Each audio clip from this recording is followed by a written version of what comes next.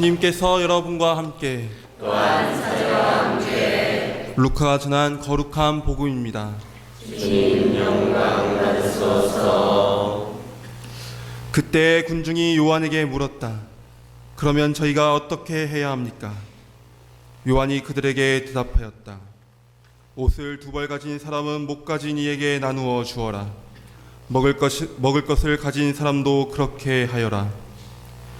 세리들도 세례를 받으러 와서 그에게 스승님, 저희는 어떻게 해야 합니까? 하자 요한은 그들에게 정해진 것보다 더 요구하지 마라 하고 일렀다. 군사들도 그에게 저희는 또 어떻게 해야 합니까? 하고 묻자 요한은 그들에게 아무도 강탈하거나 갈취하지 말고 너희 봉급으로 만족하여라 하고 일렀다. 백성은 기대에 차 있었으므로 모두 마음속으로 요한이 메시아가 아닐까 하고 생각하였다. 그래서 요한은 모든 사람에게 말하였다.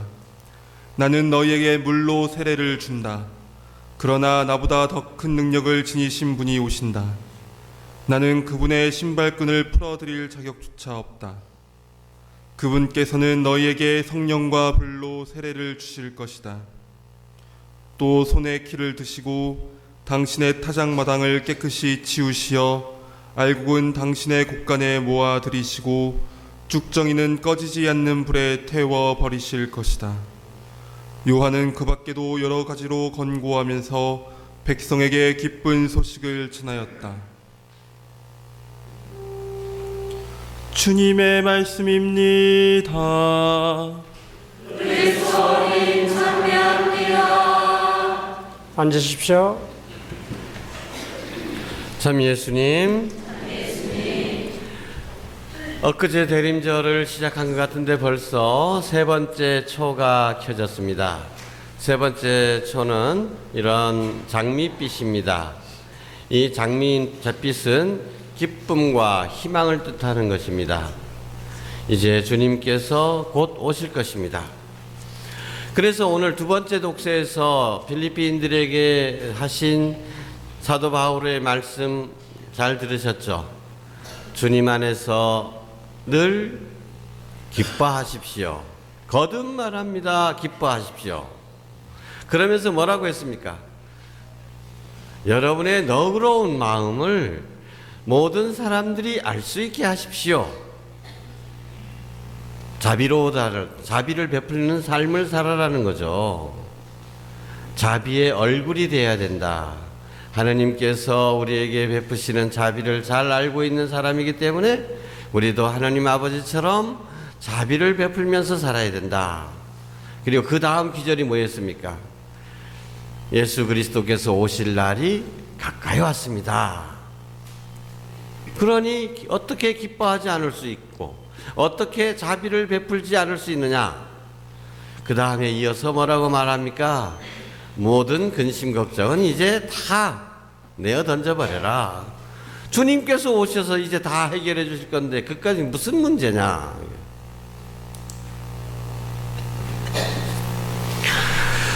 혹시 여러분들 제2차 세계대전 때 영국의 그 수상으로서 2차 대전을 승리로 이끌었던 처칠 이야기 들어보셨죠? 이 처칠이라는 사람이 또 이 플레밍이라고 하는 의사와 아주 그 깊은 인연을 맺게 됩니다. 그 얘기 들어보셨어요? 몇 사람은 들어보셨는? 자, 이 처칠은 아주 귀족 가문입니다. 그래서 여름철이 되면 휴가를 가게 되죠. 자기 목장으로 갔습니다. 그런데 이 목장에 또 이게 연못도 있고, 처칠이 어렸을 때인데 그때 연못에서 놀다가 그만 물에 빠져서 허우적거리게 됐습니다. 근데 그쪽을 지나가던 플레밍이라고 하는 가난한 시골 농가의 아들이 그걸 보고 그 애를 띄워와서 그 애를 구출해 줬습니다. 그래서 이제 자기 생명의 은인이니까 이야기를 나누게 되죠. 근데 너희 꿈은 무엇이냐? 나는 말이야 정말 의사가 되고 싶은데 집안이 가난해서 그렇다. 그래서 아버지한테 얘기해가지고 그 어린 아이의 그저 학비를 다 대주고 그 공부를 하게 됩니다. 의사가 됐죠. 그런데 이 처칠은 이제 귀족 가문이었고 정치가로 계속 성장을 해 나가게 되죠. 그랬는데 1차 세계대전이 일어나가지고 그때 참전을 했다가 그만 폐병에 걸리게 됩니다. 여러분, 당시는 폐병 걸리면 다 죽었습니다. 폐병 걸리면 약이 없었어요. 안으로부터 골마오는 그 염증이 생기는 것이기 때문에 그랬는데 마침 이 플레밍이라고 하는 그 친구가 페니실린이라는 것을 발견하게 되는 겁니다. 페니실린이라는 약을 발명해 가지고 그때서 수많은 사람들을, 옛날에 감기만 심해져도 어떻게 방법이 없었죠. 그랬는데 그 덕분에 이 심한 폐렴에 걸렸던 처칠도 살게 된 것이죠.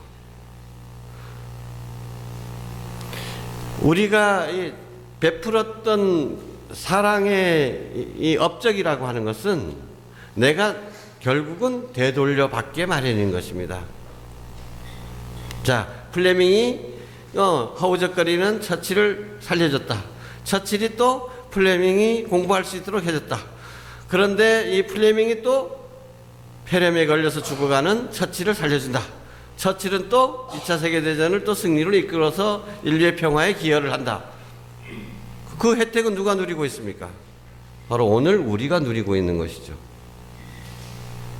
저도 조그마한 체험이 있습니다. 여러분, 저한테 저 벨기에에 양어머니가 계신다는 것을 아마 들어보신 분들 꽤 있을 겁니다. 이상한 인연으로 해가지고 제가 안식년 때 성지순례 갔다가 거기서 만나게 됐습니다. 그런데 어느 날 전화가 온 건데 내용이 이렇습니다. 우리 어머니가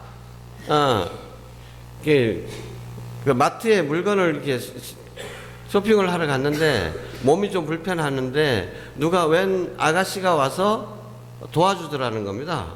너무너무 고마워가지고 그래서 그러면 가기 전에 내 집에 와서 잠깐 차 한 잔 마시자 이래서 초대를 했어요. 아니 와서 차 마시면서 넌 어디서 왔나 누구냐 하고 뭐 어떻게 사냐 하고 물어보게 되는데 넌 누구냐 하니까 나는 코리언이다. 나 한국 사람이다 그러는 거예요.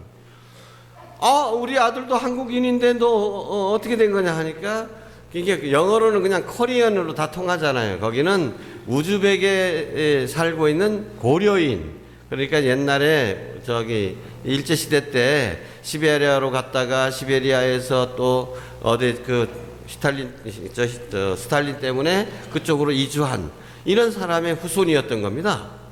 그 어머니 아버지는 우즈벡에 그냥 살고 있고 거기가 이제 못 살게 되니까 그 오빠들이랑 다 저 벨기에로 와가지고 벨기에에서 불법 체류자로 살고 있는 겁니다. 그래서 그 얘기를 들으니까 우리 양어머니가 너무너무 반가워가지고 야 우리 아들하고 같은 한국인이네 해가지고 그 아이 사정을 물어보니까 너무너무 형편도 어렵고 뭐 침대에 그 고모랑 둘이가 같이 살고 있고 그래서 고모가 쿵쾅쿵쾅 밤에 쿵쾅쿵쾅 해불면 또 깨어나고 콧소리 때문에 잠도 못 자고 공부도 못한다 뭐 이러니까 집도 구해줘, 학비도 대줘, 컴퓨터도 사줘, 뭣도 사줘, 뭣도 사주고 그러면서 그러다가 그럼 너 영세를 받아라. 그러면 내가 데모가 돼줄게 이러는 거예요. 그래서 거기는 대부 데모가 완전히 한 식구나 마찬가지입니다. 그래서 걔가 세례를 받고 우리 양어머니가 데모가 됐으니까 가희하고 나하고는 뭐가 됩니까? 동생이 된 여동생이 된 거라. 그랬는데 그래서 덕분에 계속 공부 잘하고 대학 졸업하고 그랬는데 어느 날 또 전화가 온 거예요. 우즈벡에 있는 그 부모가 있는데 그 아버지가 대장암에 걸렸다. 그래서 거기서는 병원에 가니까 여기서는 치료 못한다, 수술 못한다. 어디 외국에 가서 수술 받아라 이런다는 거예요. 근데 그 자기는 오빠들은 어때? 불법 체류자인데 뭐 어떤 방법이 없잖아요. 그래서 우리 양어머니한테 부탁을 한 겁니다. 그래서 제가 양어머니한테 할 때 맨날 큰 소리 치거든요. 뭐라고 하면 나는 제주도의 왕이다 이랬어요. 왕이다 이러니까 야 너가 왕이라며 좀 어떻게 좀 할 수 없겠냐. 그래서 그때 마침 그때는 노무현 대통령 시절이라 이게 좀 청와대도 같이 옛날에 운동했던 사람들 빽이 좀 있을 때였어요. 그래서 금방 전화해가지고 그땐 비자 받기도 어려웠을 때였어요. 그러니까 금방 전화해가지고 그 대사관으로 전화해가지고 그 다음날 바로 비자를 받아가지고 우리나라에 오게 된 겁니다. 와가지고 여기 한국병원에 검진을 받으니까 대장암 4기라는 거예요. 4기면은 좀 어렵지 않겠는가 했는데 근데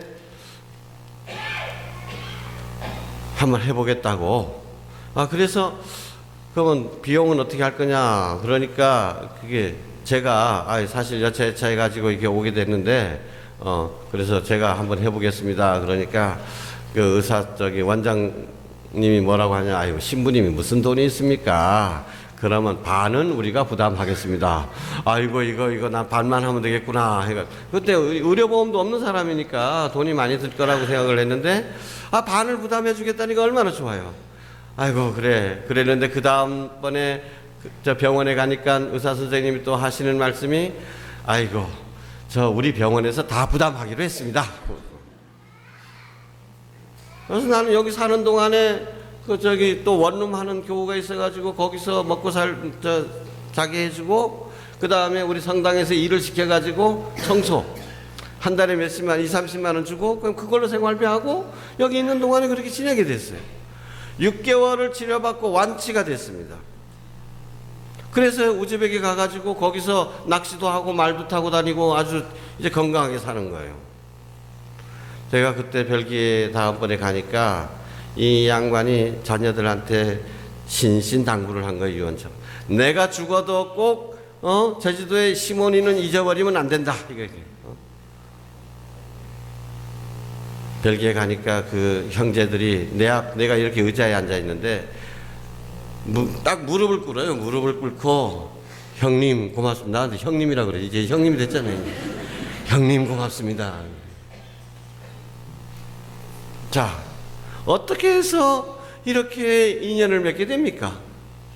그 조그마한 그때 고등학교 시절 그 여자애가 꼬마애가 할머니 쇼핑하는 거 보니까 이거 좀 불편하거든. 그냥 도와준 거예요. 그냥 도와준 거. 그 도와준 게 어떻게 됐어요? 자기 아버지를 살린 것입니다.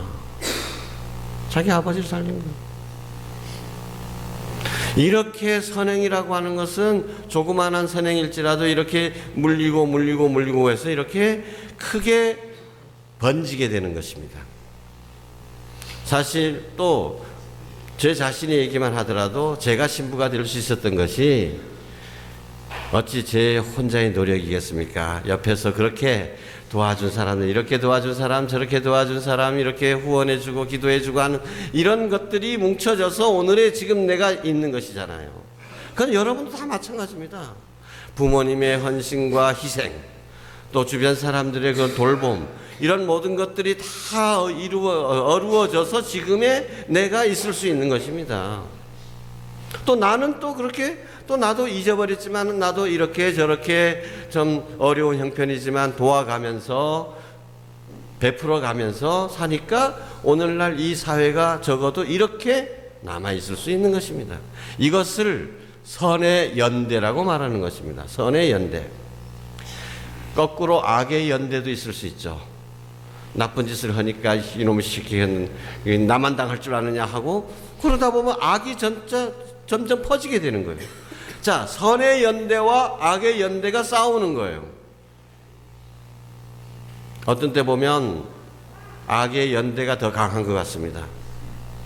그러나 우리는 결국은 선이 이긴다는 것을 믿는 사람들입니다. 야, 경해봐야 너만 손해요. 너 기치로 희생해봐야 누가 알아줄 줄 아느냐. 경해도 그런 게 아니다. 나는 누가 알아주든 말든 내가 이 선행을 한 것이 그냥 사라진다 할지라도 좋다. 나는 선을 행하겠다. 나는 착한 일 하면서 살아가겠다. 이거예요.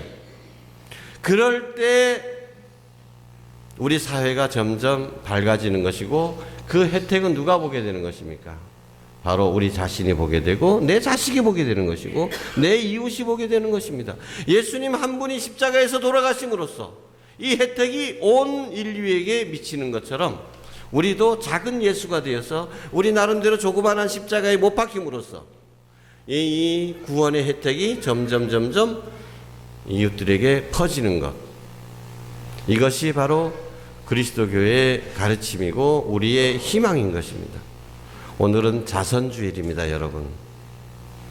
오늘의 내가 이렇게 있을 수 있는 것은 내가 모르고 또는 잊어버리고 지나간 많은 사람들의 그 베품과 나눔이 있었다는 것, 그것 때문에 오늘의 내가 있다는 것을 생각하면서 이제 하느님께로부터 받은 것, 또 하느님의 인연의 도구가 되어서 우리 이웃들이 나에게 베풀어준 그 모든 혜택들, 그 자비들, 너그러운 마음들을 우리도 이웃들에게 나눔으로써 이 세상이 우리의 모습을 보면서 아, 하나님은 정말 좋은 분이시다, 하나님은 정말 자비로우신 분이시다라는 것을 알 수 있게 해야겠습니다. 아멘. 아멘.